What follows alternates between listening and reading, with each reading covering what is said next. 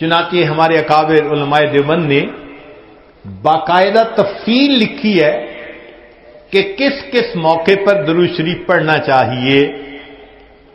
دخول المسجد والخروج منہ، مسجد میں داخل ہوتے ہوئے یا مسجد سے نکلتے ہوئے درود شریف پڑھنا چاہیے. والتشہد، التحیات میں بھی درود شریف سب پڑھتے ہیں. ورؤیت المساجد، جب مسجد پر نظر پڑے تو اس وقت بھی درود شریف پڑھنا چاہیے. دخول الاسواق، بازار میں داخل ہوتے ہوئے درود شریف پڑھے.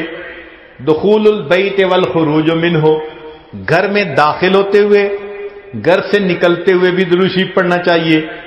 نسیان الحاجہ، اگر بندہ کوئی بات بھول جائے، چیز رکھ کے بھول جائے، بات بھول جائے، اس وقت بھی نبی علیہ السلام پر درود شریف پڑھنا چاہیے. وقت الفقر، تنگ دستی کے وقت میں بھی درود شریف پڑھے. فی البدایت فی العلم، اور جب کتاب پڑھنے بیٹھے اس وقت بھی درود شریف پڑھے. فی البدایت فی الخطب، جب خطبہ دینا ہو، بیان کرنا ہو تو بھی درود شریف پڑھے. والانتہاء من مجالس العلم، جب علم کی مجلس کا اختتام ہو تو بھی درود شریف پڑھے.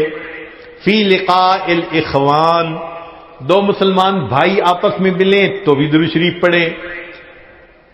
فی موادعتہم و مفارقتہم، پھر مدارستاً حدیث نبوی، نبی علیہ السلام کی حدیث مبارکہ جو پڑھائی جائے تو اس وقت بھی درود شریف پڑھے. عند تذکرتہ صلی اللہ علیہ وسلم، نبی علیہ السلام کا جب تذکرہ ہو تو درود شریف پڑھے. عند ذکر اصحابہ، حتیٰ کہ نبی علیہ السلام کے صحابہ کا تذکرہ ہو اس وقت بھی درود شریف پڑھے. عند ذکر شیء من معاصرہ، نبی علیہ السلام سے نسبت رکھنے والی کوئی یادگار چیز کا تذکرہ ہو تو اس وقت بھی درود شریف پڑھے. عند دخول المدینہ، مدینہ طیبہ میں داخل ہوتے بھی پڑھے. اور عند المرور علی قبرہ صلی اللہ علیہ وسلم، جب نبی علیہ السلام کے سامنے حاضر ہو مواجہ شریف پر تو اس وقت بھی درود شریف پڑھے.